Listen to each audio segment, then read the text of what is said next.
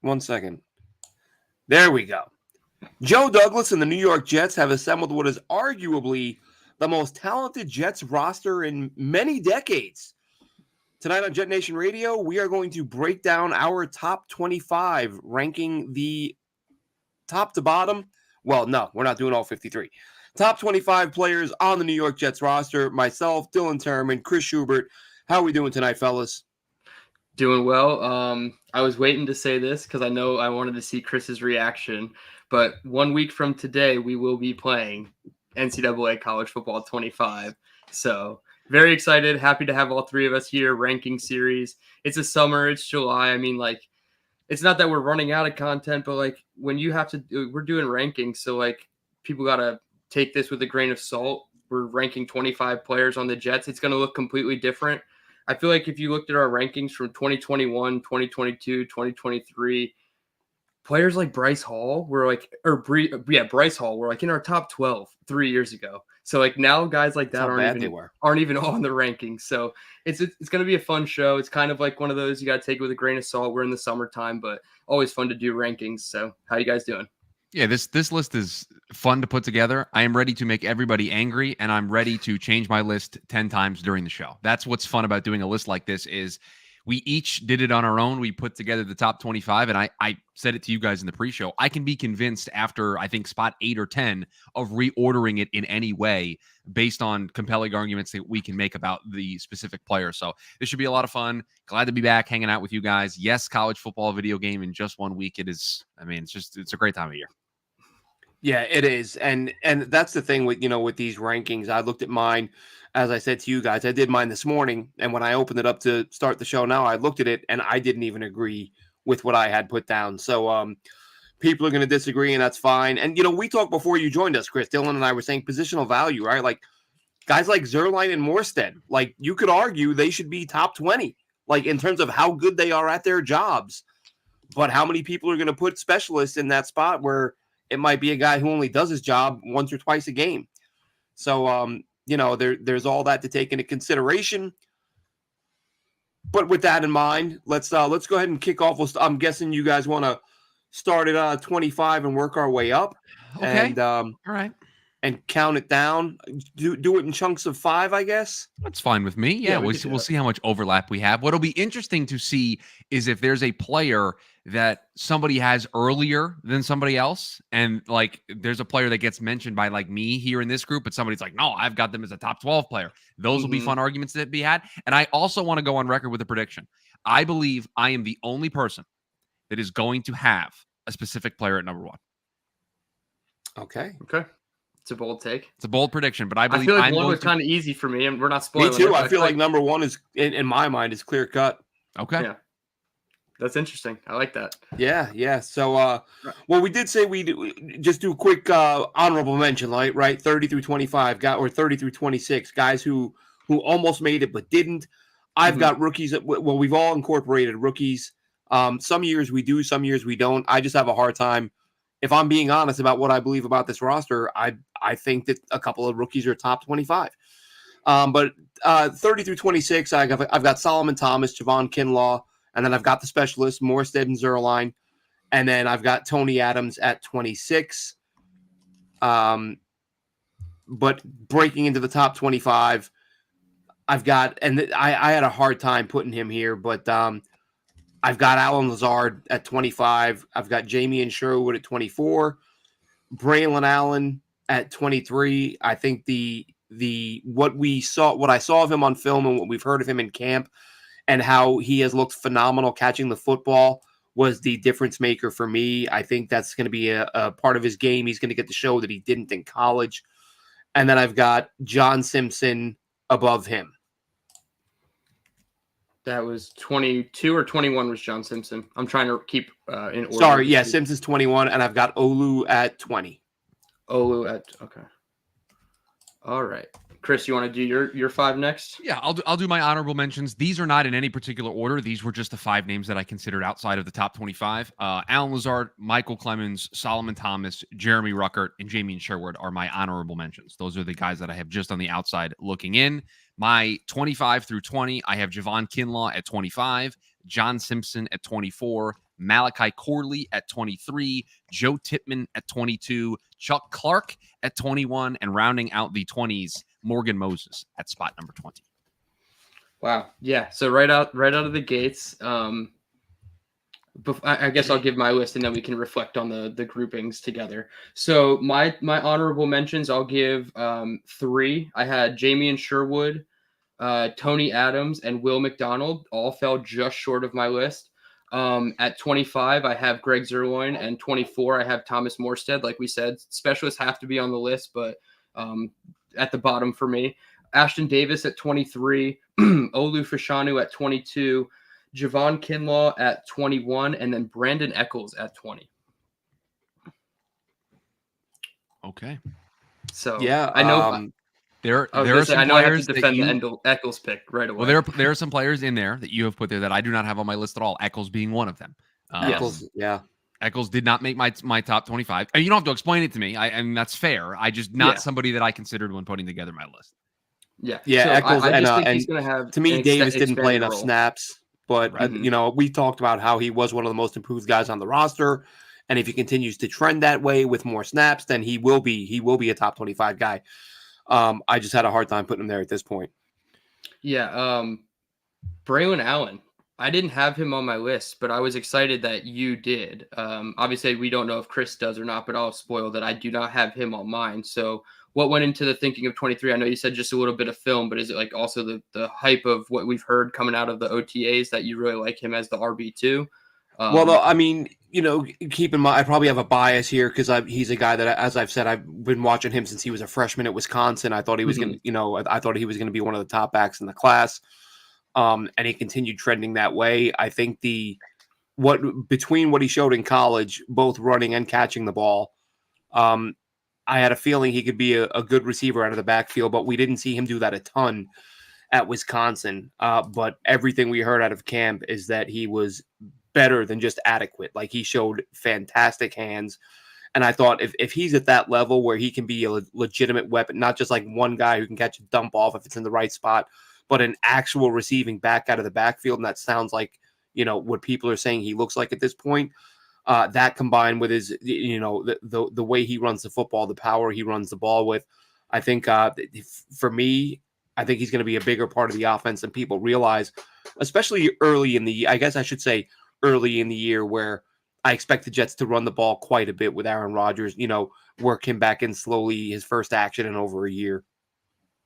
Yeah, that makes sense. I'm very high on Braylon Allen. He just missed the cut for me, but I like that you have him because I think that means you should have 3 rookies, maybe not. But Chris, you already have 1 rookie in Corley.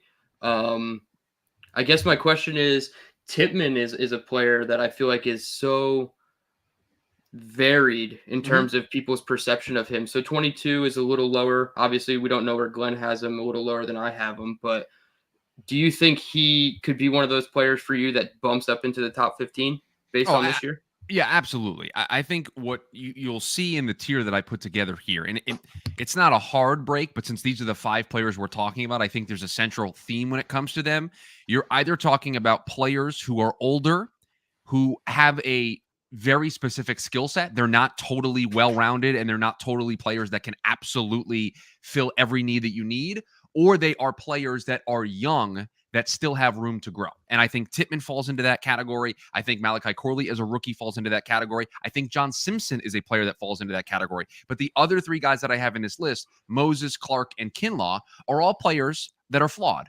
Either they have an injury history, they're older, maybe they don't have the skill set they had a few years ago. So I think these are players that, while they are top 25 on this team, and they are going to be very good for this team in the roles that they are in, they don't move higher up on this list because of those things that knock them down.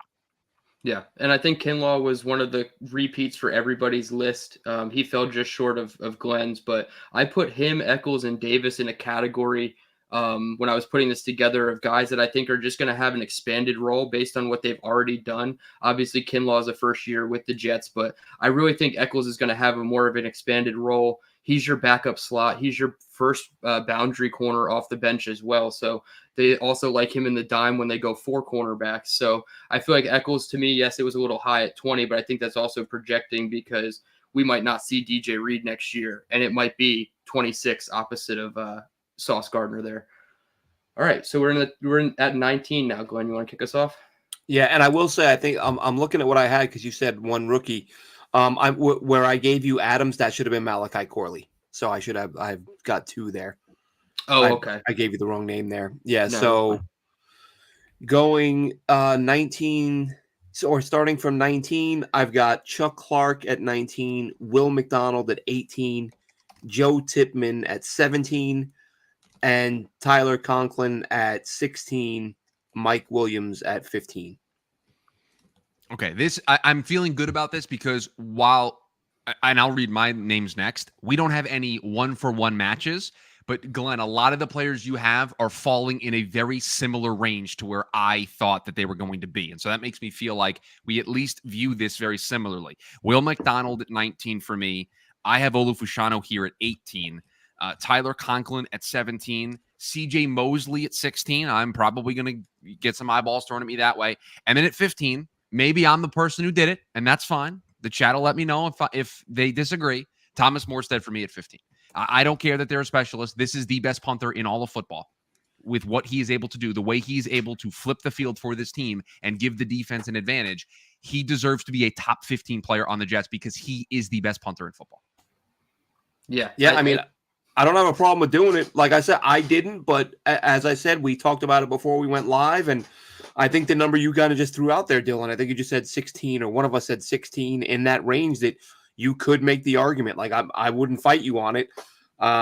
It's just, I guess I just look at it that there is that opportunity that a punter or a kicker might only do their job once or twice. But if we're just saying proficiency at their job, then you can make that argument. But right, and there is an argument to be made that if you're doing this list just based on pure talent, that you're never going to put a punter and a kicker on this list. But when I'm looking at the Jets roster for 2024, I'm sorry, but the Jets' success is going to be partly defined by Thomas Morstead and Greg Zuerlein. Like it is going to be defined by what those two guys are able to do with the new special teams rules and with how you can flip the field and needing to get points in key spots. Having a kicker that you trust and you can rely on is really important. And having a punter that can, maybe when you go 3 and out, can flip the field and give you that energy back in the building. There is value to that. And you cannot tell me that shouldn't be represented on a list like this. Yeah, at this time last year, we were talking about how quarterback was the biggest upgrade on the team, but sneakily punter was the second biggest upgrade on the team, going from Braden Mann to Thomas Morstead. And it's like a complete transition to have a guy like Thomas Morstead. And we're very thankful to have both of them. Both got extensions this offseason, well-deserved. I'll push back on Mosley after I give my next grouping. But I'm really not that far off, so I'm not like giving you a lot of crap. 19, I have Malachi Corley. 18, I have Joe Tipman. 17, Chuck Clark.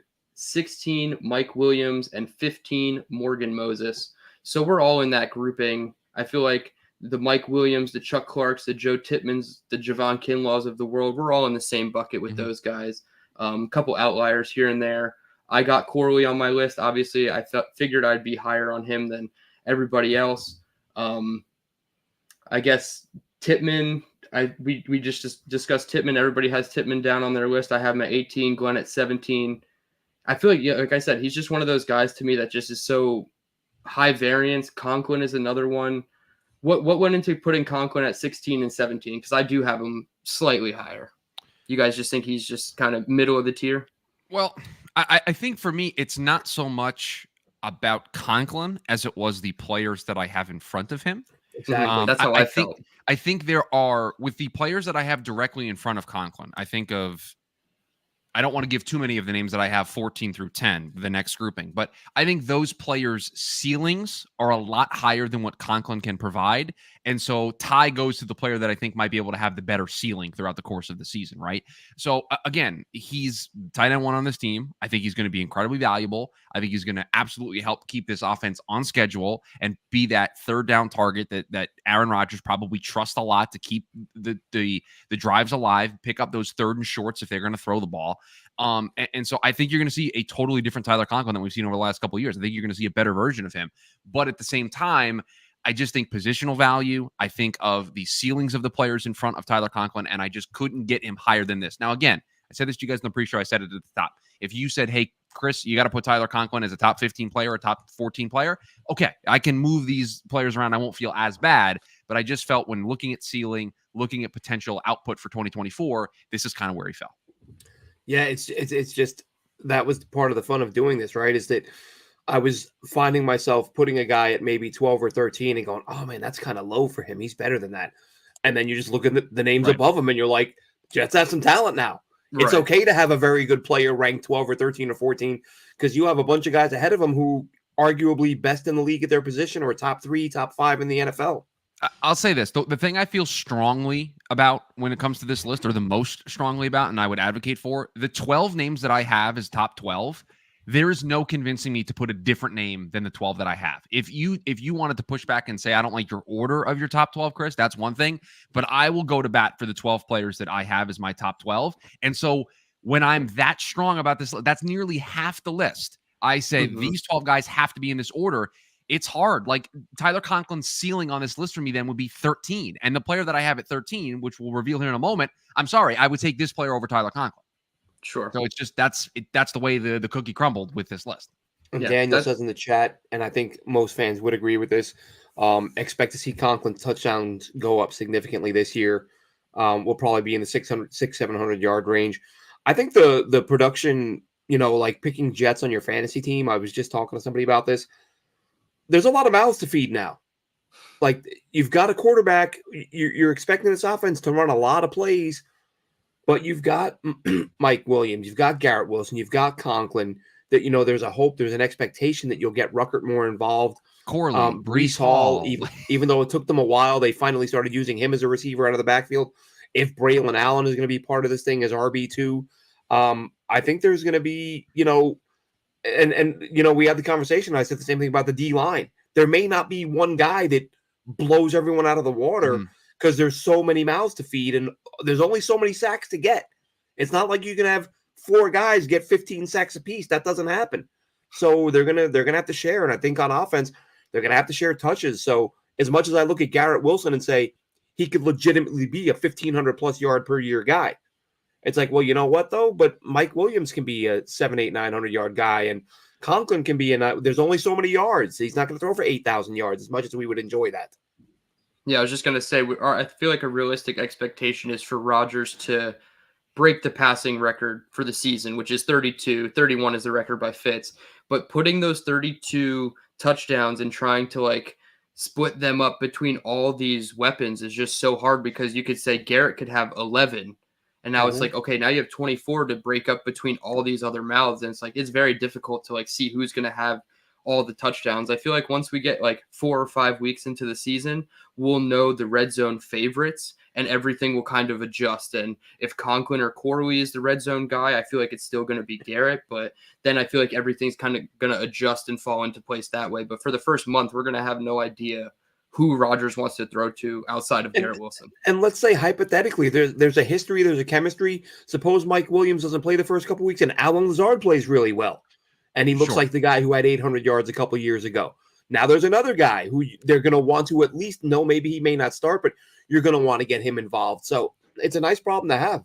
Can you put up? Okay, this is a funny comment, and I'm not gonna. We're not addressing this. I'm not doing this. Can you put up Daniel Murphy's previous comment? Because, and by the way, Daniel Murphy, former Met, the picture for Daniel Murphy is Joe Douglas's face photoshopped onto Stone Cold Steve Austin, flipping off the camera. There's just everything about this is just 10 out of 10.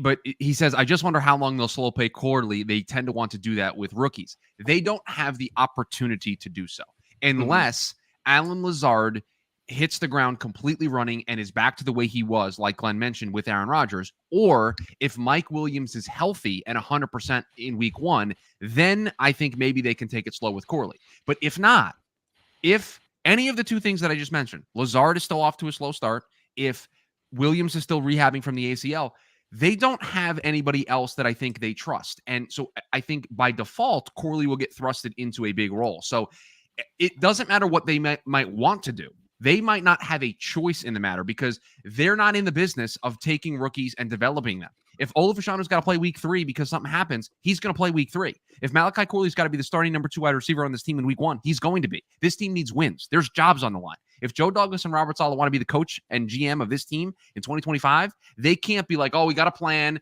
and we wait till week 9 rolls around. Wait till you see what we got for Malachi Corley cooked up in week 9. No, they don't have the opportunity to be 3-6 in week 9 and then wait till you see the second half for Malachi Corley. That's not the business they're in this year. It's not going to work that way. But I will say though, and unless I'm recalling or unless my memory is failing me, I do recall some camp reports, people saying that Xavier Gibson looked really good with the work he was getting. Now he Best won't shape be of his life. Now Corley is going to be obviously the guy they're going to prefer, but they may have. And listen, I hope he plays. The more options, the better. Yeah, The more 100%. guys getting open and catching the football, the better. But I don't. We just don't live in this world where it's like, oh, this is what they normally do with rookies, so this is what they're going to do. No, 2024, the gloves are off for this team. It is totally different. It's too hot. Right. The way this team operates is going to be vastly different than the way we've seen them operate. At least it should be. And if it's not, then they deserve to be moved along. I feel like, and if Mike Williams misses the first week of the season, I feel like in my brain, there's no way Malachi Corley is not wide receiver 2, just based off of if you slow play him and Xavier Gibson's fine, and then you put Corley in week 4 or 5 and he just pops. Everybody's just going to be like, why didn't you do this week 1? And that's what they need to do. That we're in the season of no more waiting around. We got to just start and go. Like and he's roommates with Rodgers. Like he's going to get up to speed. And to that point, when we talked, I don't even know, it might have been another lifetime that we had this show. I don't even remember. But when we had the conversation about the schedule for the Jets, they have to win a bunch of those games early because after the San Francisco game, the schedule is really soft. It's a lot of rookie head coaches and a lot of rookie quarterbacks, and the schedule is very advantageous for them. So you cannot afford to be like, oh, we're going to slow play it with Malachi Corley. We're going to slow play it with Aaron Rodgers. We're going to we're going to ease into what this offense. No. You have to go all gas, no break. Robert Saleh, that's the mantra. That's what it needs to be. This team needs to be 4-1 through the first 5 games of the season. That's the way the schedule sets up for them. And so I just think the expectations of how this team has operated in the past with Joe Douglas and Robert Saleh need to change because they are going to be under an immense amount of pressure. Now, that doesn't mean they're going to just go crazy and every fourth down they're going for it. And no, but they are no longer going to take this, I think, passive approach to seasons. There's going to be more, I think, foresight to make changes when needed and to make adjustments and to understand they need to get on top of the season before the season gets on top of them. And then it's a house of cards that comes tumbling down. And maybe have Sauce travel this year.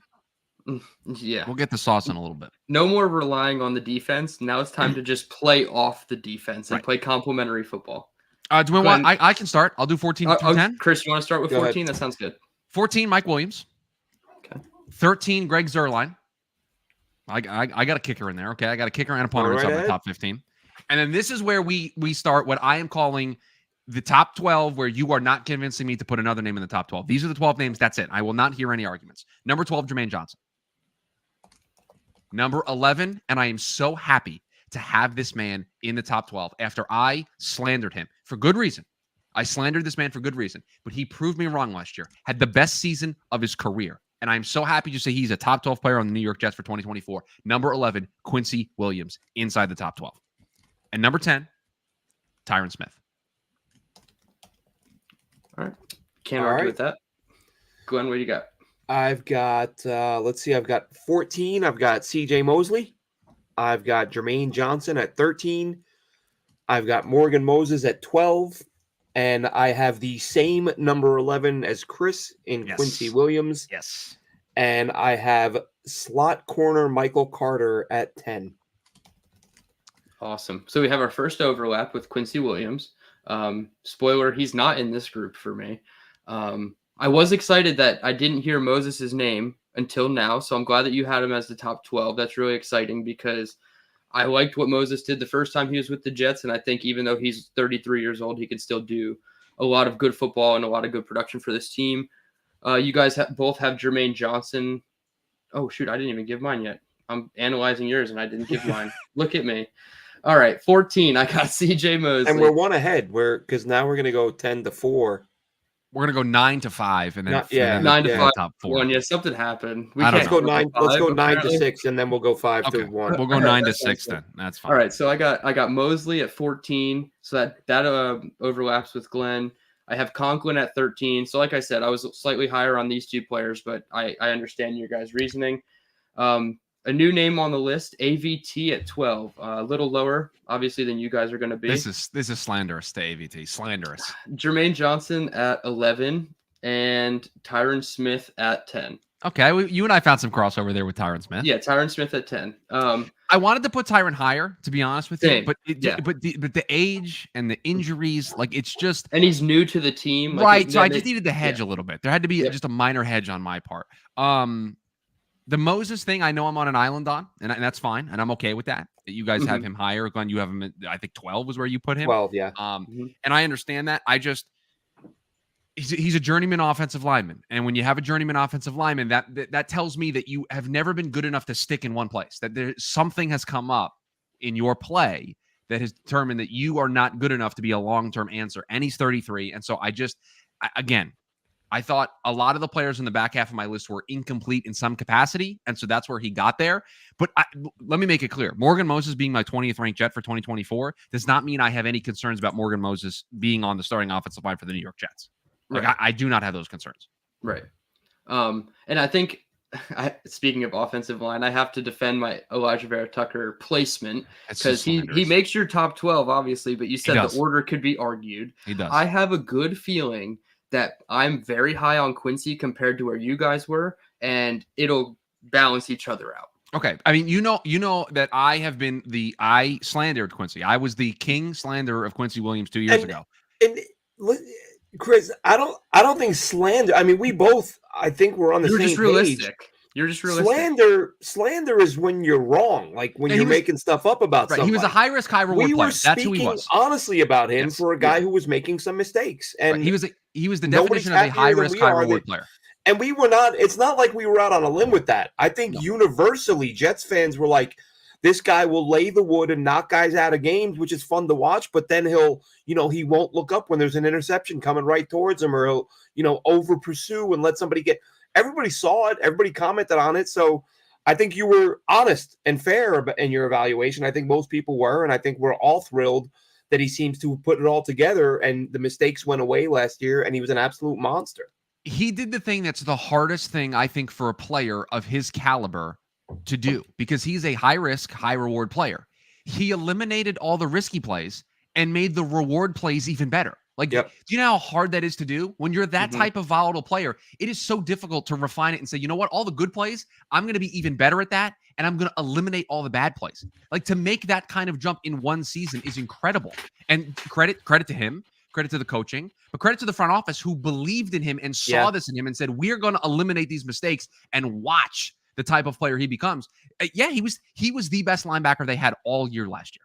I mean, he may have been top 3 or 5 in the NFL. He was phenomenal. They have him ranked as the third going into this season, behind fourth behind Warner. I forget who, and Demario Davis, which makes me sad every time. But he was special. Full transparency on Quincy last year, I had him as my 20th ranked player. Chris had him ranked as his 29th ranked player, which averaged out to the 25th ranked player in consensus, and he outplayed that for sure. So the jump that he's taking from 25 to 11 on your guys' list, and then an even higher jump on my list, is just insane, and it speaks volumes of the whole story of Quincy Williams. I'm assuming you're looking at the roster thing that we did last year, right? Yeah, I have the whole spreadsheet. Can you tell me what bucket I put Quincy in? Yeah, I know what bucket you put Quincy in. You had him as a yellow person, which is questions, which is the second lowest bucket. And I had him as a solid, which is the green bucket, one tier ahead. And the reason why he was in the yellow bucket for me was because I was so concerned about the floor. The floor was so volatile with him. I just don't know what version of him I'm going to get. Well, guess what? After his play last year, and I know it's only one season, but the floor is now he's green. He's a solid. With the ceiling being, I'll say it. Maybe I'm blue. It's the blue. It's the franchise cornerstone tier. I mean, we just said, right? Top 3, top 5 in the NFL. That's blue. If he puts together another season in 2024 like he did in 2023, and now you have 2 years of that, and he's 2 years removed from being the volatile player that we thought he was in 2023, that's a cornerstone linebacker. That's a cornerstone player on your team. So I'm super happy. I'm super happy to be having a positive conversation about Quincy Williams going into this year, and I'm happy that it was able to be reflected, and we all have him as a top 12 player. Yep. I think it's funny. We got a comment in here. It says, "Damn, 9 guys above Tyron," and I think that just speaks volumes of this entire exercise and what this roster has. Who are you taking out when you see the 9 names that I have above Tyron Smith? Who are you taking out? It's going to be hard. Yeah, it's going to be difficult. So, all right, who wants to start off at 9? And we're only going 9 to 6, right? We're only doing 4 names here. Okay. All right. So 9, I've got AVT. Okay. 8, I've got DJ Reed. 7, Tyron Smith. And 6, Hassan Reddick. Okay. I have Michael Carter II at number 9. I have Aaron Rodgers at number 8. I have Elijah Vera Tucker at number 7. And I have DJ Reed at number 6. Now, I feel compelled to explain myself. All right, let me list off my 4, and then you can, because I know you have to defend Rodgers.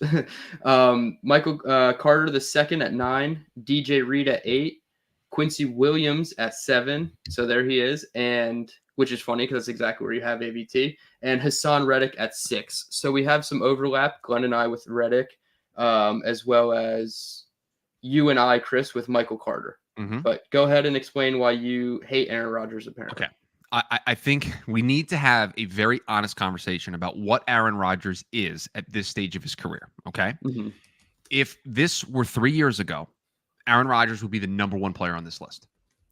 If I were to just take his current health status and his age going into 2024, he would probably be anywhere from the 15 to 20 section of this list. If you split the difference on that, he's a top 10 player and he sits at number 8. And that to me is a very reasonable and fair expectation. Now, if you want to say, why do you have Elijah Vera Tucker, who has been off injured and is a player that hasn't been consistent enough being healthy and on the field? Okay, I can understand that. But to me, Elijah Vera Tucker at this stage of his career has a higher ceiling than what Aaron Rodgers. I live in the realistic world. Aaron Rodgers is not putting up an MVP season this year for the New York Jets. And for those who think he's going to, I think you're setting yourself up for failure.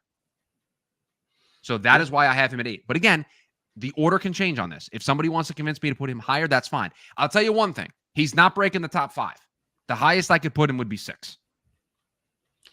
Yeah, I think it's fair. I mean, he was number 1 for me last year. He's certainly not number 1 for me this year. But I think a lot of it bakes in is positional value for me. And I know I didn't use that same, consistency with every player, but I feel like with quarterback, it's just weighed differently. So I could see if you wanted to have him as 8, because I know all the guys ahead of him are going to be, higher ceiling players, probably here longer as well. Right. I was a little shocked to hear AVT was the next name that you said. You're right. It's like, okay, a guy coming off injury you're kind of worried about, but then a guy coming off 2 injuries that you're not really worried about. So but I understand where you're coming from. You still don't have Hassan Reddick. Glenn and I both have Hassan Reddick. So that is correct. I'm trying to think, where else do we have overlap? Michael Carter II, you and I both had at 9. I feel like that's easy. Someone in the comments, oh yeah, you put it right up. Hall of Fame left tackle over decent CB2. This kind of makes me somewhat of a hypocrite. I feel like with Smith, I can't. This is, as we said, it's just the most talented players, the best guys. Mm-hmm. But something about the injury history, I feel like I have to account for that a little bit. Yes. And that maybe knocks him down a couple spots. If he's 100% healthy and DJ Reed's 100% healthy, he's over DJ Reed by a fair margin. But there's some part of me that's like, God, all those injuries, I can't just completely ignore. I'm not going to knock him down to 13, but I'm not going to completely ignore it. So yes, he's the better player, but the injury history has to come in at some point when it's as extensive as his is. And Dylan knows this. And Dylan knows this because he's been in the chat when I've done these shows. If you're ranked in the top 10, that means I think you're really good. Okay. Yes. If I have you at 10 and you think the person should be at 6, that is the definition of splitting hairs. And we're not going to get anywhere arguing over that. It's just not worth it.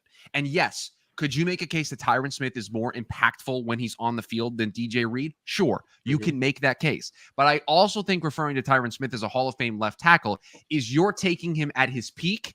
And I'm going to caution against the Jets getting that version of Tyron Smith for an entire season.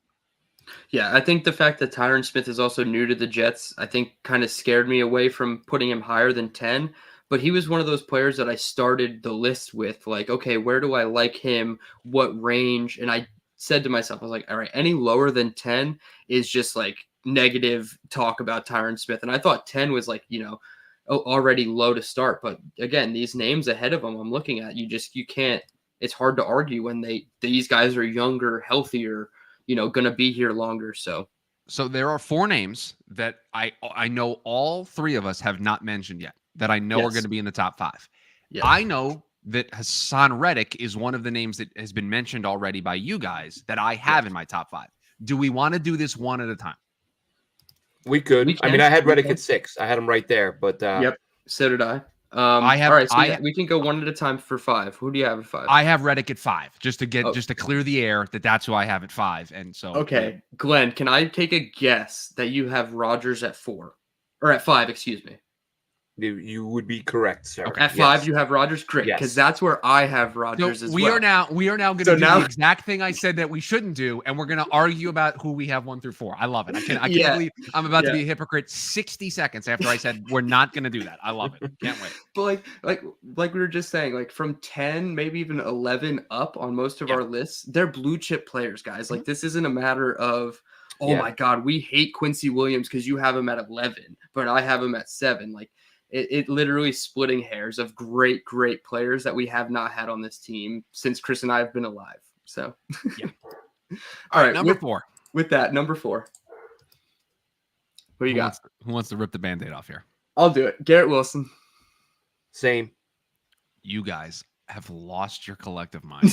No way. No. What do you see? Here we go. Chris. Breece Hall is my number 4. I think you've lost your mind. No, it's positional value, guys. Okay, he's awesome, but he's a running back. Okay, so he can be in the top 4 and he can be awesome, but he's still number 4. Okay, positional value. My behind.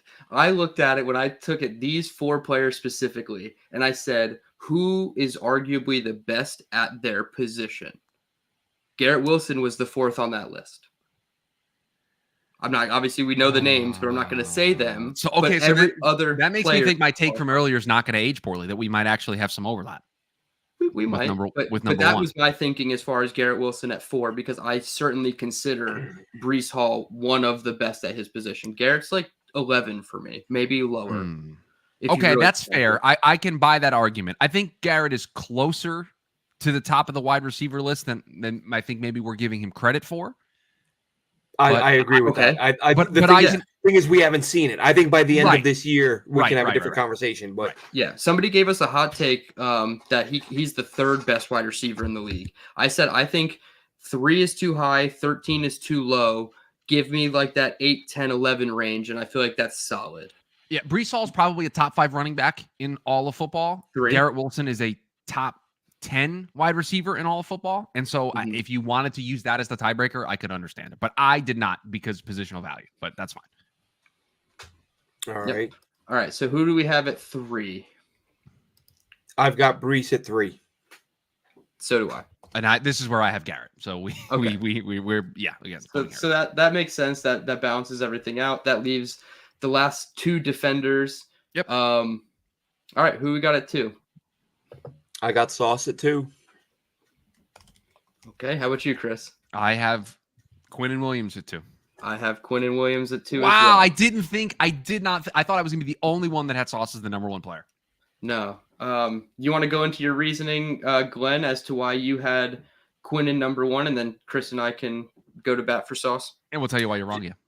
Just because the impact he has against the run and the pass, the fact that he makes that, you look at this team's production with and without Quinnen Williams on the field, it's a completely different team. And I know we've been lucky enough that Sauce hasn't been off the field, but if he were, that would greatly change this team's pass defense, not so much the run defense, but it's the fact that Quinnen Williams has such a huge impact against the run and against the pass, and how he frees up the guys around him to make plays. Like, people get on him like, oh, you're always going to have some fans that are miserable no matter what. But I heard so many fans criticize him this year because his sack numbers dipped. But as I said earlier, there's not an infinite number of sacks. Like, and if he's drawing those double and triple teams, and all of a sudden, gee, I wonder why magically Bryce Huff and Jermaine Johnson are putting up career sack numbers. It's because that dude is taking up all the blockers and making it possible. So I love the fact that we can have these conversations about Sauce Gardner versus Quinnen Williams instead of rewinding a few years and arguing, is it, Robbie Anderson or Sam Darnold? Or Jamal Adams. I didn't even want to say his name, but yeah, you're right. So, oh man, Dylan, okay, do you want to start, or do you want me to do this? Yeah, I'll start, and I just Okay. want to. I'll say one quick thing about Quinnen, and I think it's in his defense too. If you look at the Eagles game, Quinnen or the game that Quinnen missed versus the Eagles game, they didn't have Sauce, they didn't have Reed. Tay Hayes, Craig James stepped in, did fine. Everybody's like, oh, our corner room is great. Quinnen is not on the field. It's an entirely different defense. So I will go to bat for Quinnen and say that. However, the reasoning that I had Sauce at 24 years old, 2 All-Pros, fewest receiving yards in the league. I think he was second on a minimum of 450 snaps in coverage. He was second fewest behind Jalen Johnson in yards allowed. Like, on the Darrelle Revis trajectory. And he's saying all the nice stuff on Twitter about being a Jet for life, which really scares you because he's going to have to reset the market. But I think it's more just the age and the high end production right out the gates for me that separates him from Quinnen. What Sauce Gardner has done over his first 2 seasons in the NFL has not been done by any corner in the history of the sport. Like, he is doing things over the first 2 years at this position, which is one of the 5 pillars when you are building a franchise. When you are building a franchise, you get a quarterback, a wide receiver, an edge, a corner, and a left tackle. That is what you try to build when you are building a franchise. He is one of the 5 pillars. And at 24 years old, entering his 3rd season, I'll say it, he's the best at his position. He is the best corner in football right now. And I don't even think it's a particularly close conversation. And so to be a player at that position that is so important in an era of football where they are literally inviting the offense to drop 40 points a game. They are inviting quarterbacks to throw for 400 yards. Sauce Gardner makes those wide receivers and those quarterbacks look silly, not just multiple times throughout the year, every single week of the season. The only thing that stops Sauce Gardner from, I think, reaching another level is his own coaching staff's ignorance to not have him travel with the best wide receiver. Yes. That the knock against Sauce Gardner is his own coaching staff is not good at their jobs. That's it. That's the knock on Sauce Gardner. His numbers would be even better than where they are right now if they would let him travel to shut down other wide receivers. What he does in terms of the chess match, in forcing teams to avoid him and throw away from him, it just, to me, at that position, and again, we're splitting hairs here. I love Q. There's nobody that has gone to bat more for Q on this show than me. And these were the easiest 2 names to write down for me, 1 and 2. But the position that Sauce plays and the elite nature in which he plays it in an era in which he is not supposed to be able to put up those kind of numbers. He is not supposed to be that shut down. We have been lucky as Jets fans, at least in my lifetime, to watch Darrelle Revis and Revis Island be as good as he was. Sauce is better. Sauce is better in an era where he shouldn't be better. And so to me, it was slam dunk, no doubt. He had to be the number 1 player on this team. Yeah, I saw a Instagram post that had a start bench cut, and it was Surtain, Sauce, and Ramsey. And I just breezed through the comments just to see what everybody was saying. The amount of people, I mean, Sauce if you're holds on every play. If you're benching Sauce Gardner, like, all right, that's fine. But there were people that were cutting Sauce Gardner in that experiment. I'm like, I don't understand. You just don't know football. I'm sorry. Yeah, I hate to be that guy. Like, you just don't know football. Yeah, if you're cutting Sauce Gardner over those 2 guys, you just don't understand the game of football. And yeah, it's DPI merchant. It's the play against Cortland Sutton against the Broncos 2.5 years ago. I've seen, like, and it's the only play. It's ridiculous. But no, sorry. Go ahead, Dylan. I cut you off. Go ahead. No, it's okay. It's literally the only play that people hold against Sauce, and like, or they'll go and rewind the all 22 and find like the only second of the play where his hand is on somebody's jersey and just call DPI and say that's not how football works. Real quick, Len, this is one of my favorite arguments to debunk ever. People call Sauce just a DPI and holding merchant, means he just gets away with everything. Do you really think in today's NFL that they wouldn't throw the penalty?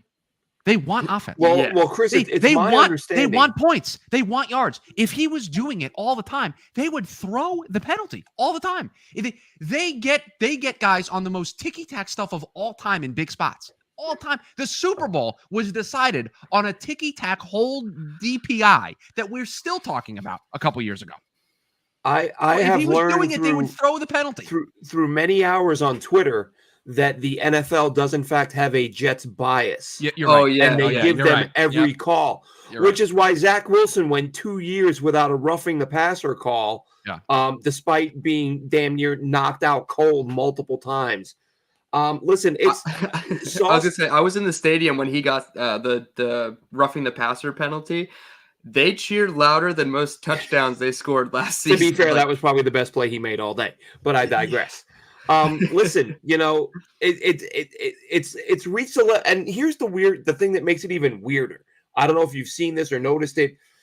Not only do know nothing fans who don't know what pass interference is claim he interferes all the time. I see these interviews where they interview other players. Hey, who are the best corners? And they leave him off the list. Oh, here's the top 5, and they don't name him. I think they don't like the fact that he's already better than all of them are. He's already achieved on an individual basis. He's already achieved more than any of them did up to this point in their careers. 2-time All-Pro in 2 years. None of them have done that. And he's just a good kid. As I've said all the time, I've said many times, how do you actually dislike what has he ever done that you would dislike him for? Mm-hmm. All he does, he goes online and talks about video games, and he dominates at his position and makes the first team All-Pro 2 years in a row in his first 2 seasons. He's doing things that have never been done, keeping his nose completely clean, has talked about how he's never smoked a cigarette or had an alcoholic drink. He's if you could build him, the player and the person, in a lab to draft, he's the guy you would build. That's so But funny you have other NFL players dogging him out, leaving him off of top 5 lists. I think they just look at him and they're like, this damn kid is 21, 22, whatever, and he's already exceeded anything I've done in my whole career. Nope. And I think they're just jealous of the kid.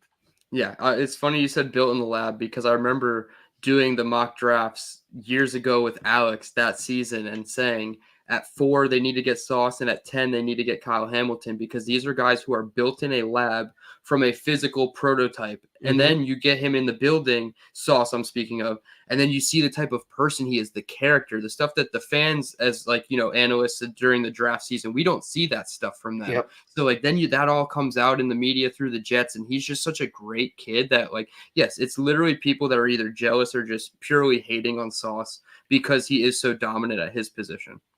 Yeah, and Gus asks in the chat, how we doing, buddy? Gus. Shout out, Gus. Yes, it was off topic, but Gus asked concerns about the John Simpson penalties. It worries me. I mean, he had, 11, 12 flags last year. When I read that, my hope was, okay, are these plays where Lamar is extending the play and guys are changing direction and he's grabbing a hold on? And I went back and found a few of them, and they were just straight up holds. He's grabbing guys by the collar and dragging them down on run plays. I'm like, all right, not what I was hoping to see, but yeah, it's a concern for me. Absolutely.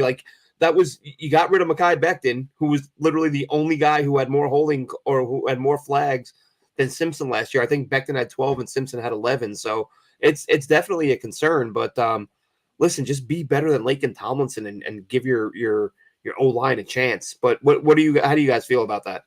Well, it's a concern because he has a penalty history, and this team was brutal last year. In terms of penalties, they were awful. The pre-snap stuff, just everything. They were just not a well-organized unit when it came to not having brutal penalties that would stop drives. So when you have that as the backdrop going into the offseason of, man, this is something we really need to clean up. This is something that we already were behind the 8 ball when Aaron Rodgers got hurt. And now we're shooting ourselves in the foot even more because we are committing dumb penalties. And now we're going to go out and add a player who committed a ton of dumb penalties. It didn't feel very good at the time. So yeah, it's something that you're going to be concerned about. But again, they'll tell you, and unfortunately, we just have to believe it until the season starts, that with Aaron in the building, all of that pre-snap stuff will stop. That nonsense will be gone. And if they clean that up, Rodgers he gets rid of the ball quickly. And so if he gets rid of the ball quickly and his presence cleans up the pre-snap stuff, then I do think a lot of that stuff will just go away with Aaron Rodgers being there. But I do worry that if it lingers, that it's going to become a big problem because they didn't change any of the coaching staff. So the coaches that are instructing these guys, they're still there. And they had the problem last year. So it, of course, is something to keep an eye on, but not just for Simpson. I think it's for the whole group, at large. They had the receivers, everybody on offense. Like the penalties were brutal at times. Yeah, I think the easy narrative when Simpson came over and you found out about the penalties as like a Jet fan just learning about John Simpson, you're like, oh, he's playing, in front of Lamar Jackson. So when Lamar Jackson scrambles, it's easier for offensive linemen to hold. But then, like Glenn says, you go back and you watch him dragging defenders down on run plays, and it's like, okay, that's a true hold. That's not what we like.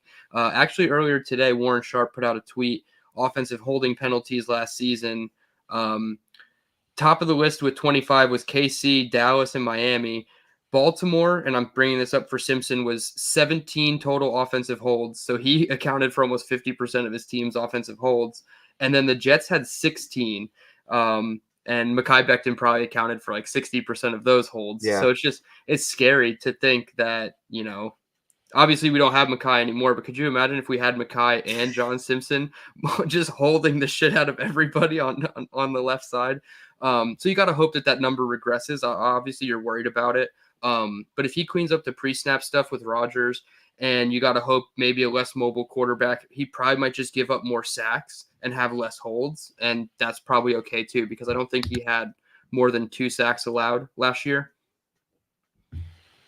That's the thing is, and we'll find out. When you've got Lamar Jackson back there, you're going to get away with being a little sloppy in pass pro sometimes. Mm-hmm. Because he's going to help you out. Because I did see a few plays when I went, after they signed him and I went and watched film.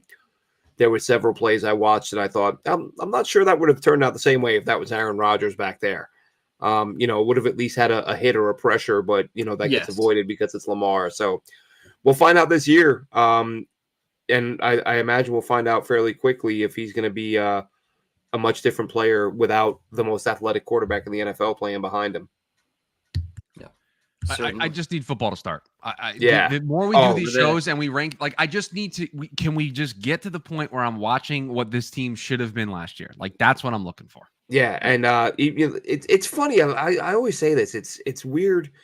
People dog out the preseason stuff, but to me, it's like how much time we spend looking at, watching, studying the draft picks, the UDFAs. Like this is when they're going to play.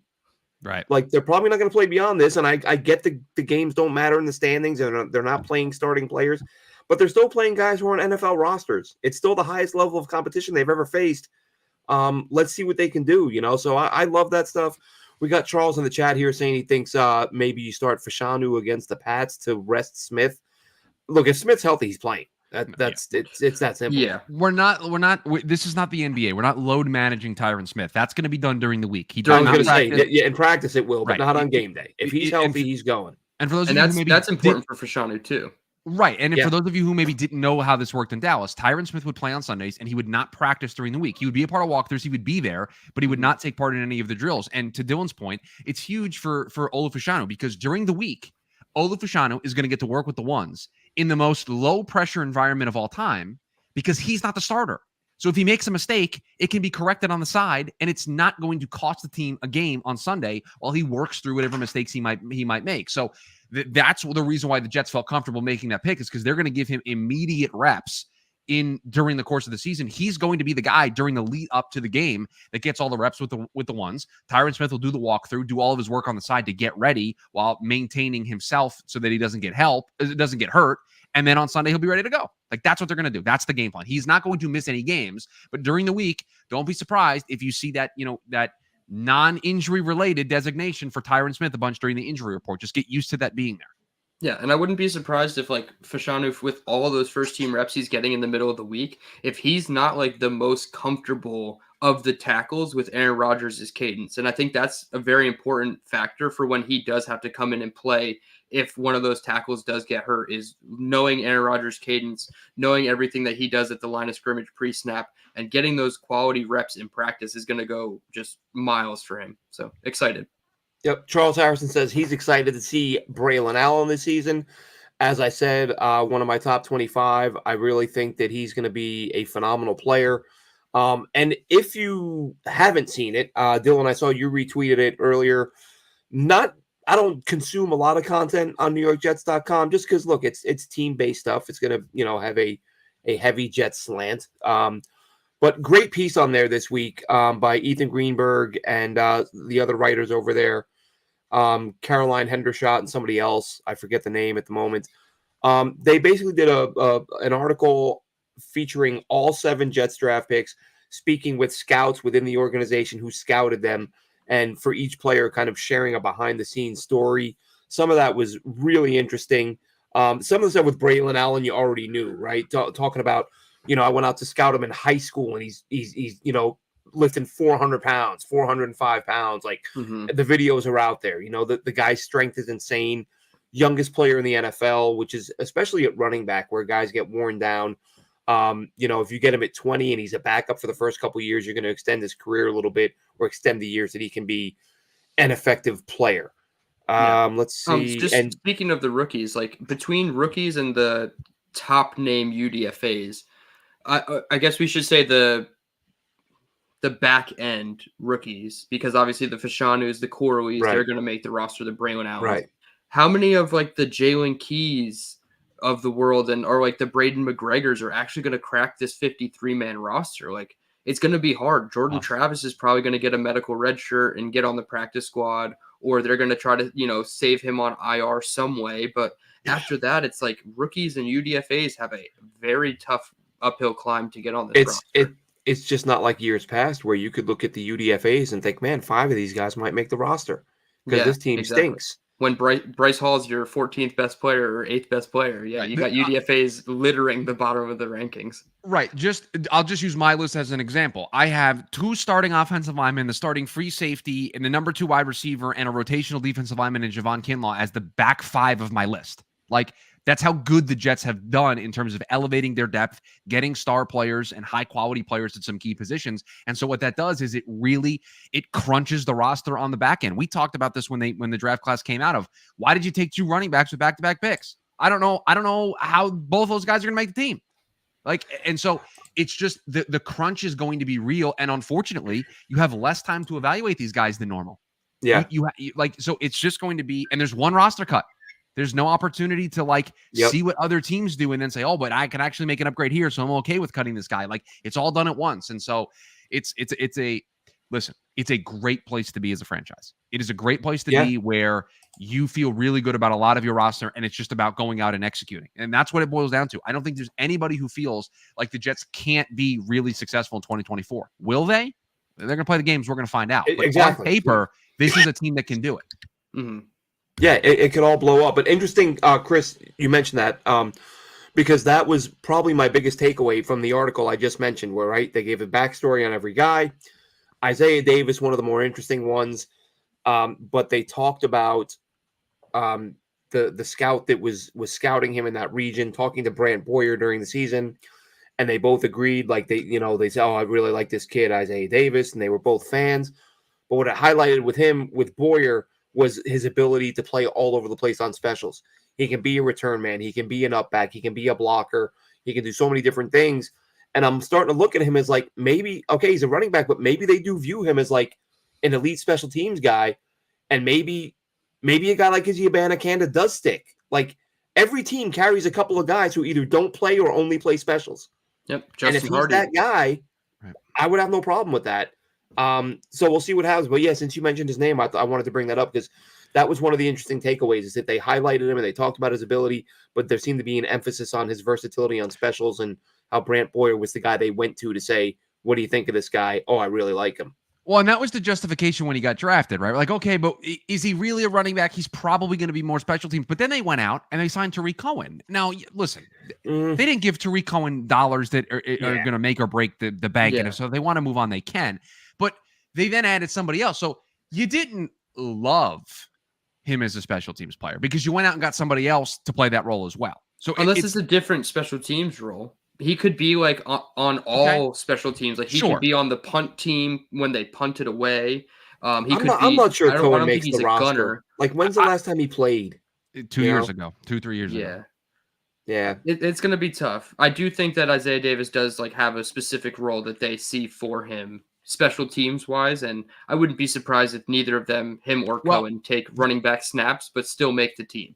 That's the path for Izzy to make the roster, is if they view Davis as a strictly special teams Right. guy and they Yeah. do not view him as a running back in the room. But if they do, then I think it's over for Izzy. I don't see how he makes the team. Yeah, they're not it's carrying 4 guys who are exclusively running backs. But I mean, Izzy does return a little bit, but Davis has more versatility. But before we wrap up, the question. Sorry, Dylan, you were going to say No, I was something. going to say, Rich Samini alluded to this in his article. I want to say it was like a month and a half ago that they might even try 2 return men on kickoff return because of the way the rules are with the ball landing. I think everyone's zone. going to have 2 back there. So if you have 2, that obviously increases the need to carry Xavier Gibson, Tariq Cohen, Isaiah Davis, Izzy Abanikanda, even like all those guys are have a higher chance to make the roster if they do want to do that. Yeah, real quick before we wrap up, do you guys? We just mentioned the back of the roster guys, the UDFA's. You know, if you had to name 2 or 3 guys who you think have a shot to make this roster, I mean, do you think any UDFA's make it? And if so, give us a couple of names of guys you think can have a shot. All right, I've got I have the depth chart open. Let me just. I was gonna say I'm pulling up the depth chart right. I just want to look it over before I completely miss a name that could make some sense. I'll throw. Okay, go ahead, Dylan. I'll say Leonard Taylor, just because I feel like the depth at defensive tackle, and that's something that you've wanted to talk about. It's kind of troubling. You can be as optimistic as you want about Kinlaw, Solomon Thomas. They can be as optimistic as they want about Solomon Thomas. Lecky Fotu, it's complete unknown coming over from Arizona, so it's a concern. Like Leonard Taylor would be the first name on my list before actually seeing all the names. He's my number 1. He's where I'd start. I would say him. Go ahead, Chris. No, I was just going to dare to be different because I also think it would be Leonard Taylor from a positional need perspective of where the Jets lack the depth amongst the UDFAs. Mm-hmm. I'll do it. I'll do it. Marcus Riley would be the name. Yeah, okay. Well, and he's an important one to watch because they outbid some teams for him. Right.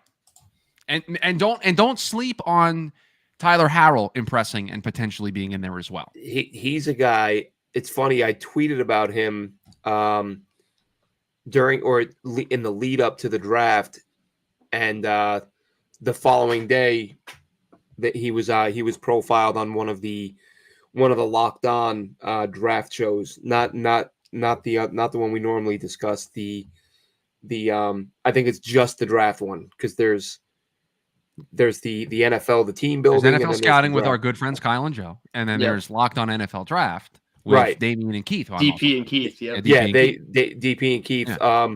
And it might have been like within a week or two of me shooting out that tweet, they featured him as like an interesting guy to watch. It's a crowded. I'm always like, I'm a carry 7 receivers, like get guys to throw the ball to, do it. I don't care. But it is a crowded room. But Harold, those are 2 guys to watch. I also Latham out of Arkansas, the guard.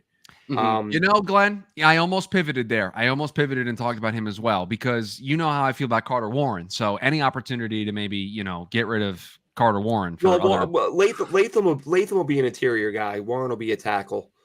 I don't think Latham would bump him. I think Latham would bump a Jake Mitchell. Hansen type or Hansen. Yeah. Hansen, Glazer, or somebody like that. We think they're going to keep 10, right? They have to. We did this on the show. I think we all agreed that they were keeping defensive 10. Linemen. Right. Yeah. Because you can't keep 10 like you kept last year on the defensive line. No. And you can't keep 20 of your 53 on offensive and defensive line. You can't. And don't keep Bawden. Let Ruckert get your fullback reps and let Bawden go. Ruckert's the better player. That feels tight end is interesting to me. Because if you keep 3, where you can't do Ruckert as like a hybrid role without Bawden on the roster, like it makes it tough. I feel like we're on an island with this Bawden thing. I think there are people that love him and they're okay with Ruckert not getting more run, and I don't understand it. No, it's he plays a handful of snaps per game, and they have another guy on the roster who's way better at doing what they ask him to do. Yeah. So we'll see what happens there. There's people that are still mad about when they had to cut him to make room for those people are idiots. Those people are idiots. Yeah, He was off the roster for 10 minutes. He still got all of his pay, and that was all orchestrated and agreed Right, it upon. was That was all like part of the It was conditions. ruined. Rogers was like, "How do It we was make sure no procedural. one gets cut and they Right. still get their money?" Right. Yeah. It was procedural. It was Yeah. very like I don't understand. Everybody's saying the Christmas was going to be light at the Bawden house. Oh my god, I just can't. I can't. They just, but none of those people talking about the money Aaron Rodgers donated last week to the wildfires in his area. Yeah. Funny, right? Yep. He inconvenienced one of his teammates for 10 minutes, and it was national headlines. He gave $100,000 to help put out some fires to save people's lives, and it's crickets. It's crickets. Nobody cares about that. I want to say it was Michael Nanya or maybe one of the NYJ Matt or Mike guys on Twitter who quote tweeted it with a picture of Florio and said Rodgers should have been putting out the fires himself. Like he didn't do enough. So Yeah, exactly. it's always going to be the story with Rodgers, unfortunately. Yeah. Bawden, by the way, played no more than 8 snaps last season, except for the Denver game where he played 17. And they just went in a completely different direction in that Denver game offensively. So Bawden, not a useful member of the offense at all. Yeah, that's what I mean. You're using up a roster spot for a guy who plays 7 or 8 snaps when you got someone else on the roster who does it better. Doesn't make sense to me. We'll see what happens. We'll see what they do. But yeah, those are the UDFAs that jump out at me. Harrell is again a big one with the speed. Leonard Taylor, because they need depth there, and he's a mystery. Like you watch his tape from 2 years ago, and you're like, why didn't this guy go in the top 50? And not only that, why didn't he even get drafted? So those are where the red flags, right? Like, what do we not know that's going on here? Because he's way too good to not get drafted. Yeah, another name, and it's not a crowded room, but it's a room that I feel like is pretty solidified, especially with the rookie in Jalen Key. But Jarius Monroe from Tulane, I felt like people were mocking him to the Jets in like the back end of like 6th, 7th round when we had all those late round picks, and then they got him as a UDFA. And I feel like if they don't love Isaiah Oliver and maybe Jalen Key, Jarius Monroe could sneaky make this safety room that still I think needs some pieces. Yeah, absolutely. So see how it all pans out, but we'll wrap this one up for now. Thanks everybody for tuning in. Be sure to make sure you check it out. JetNation, JetNation.com. Check out the forums, log in, become a part of the most active Jets message board on the web. Have a good one, Jets fans.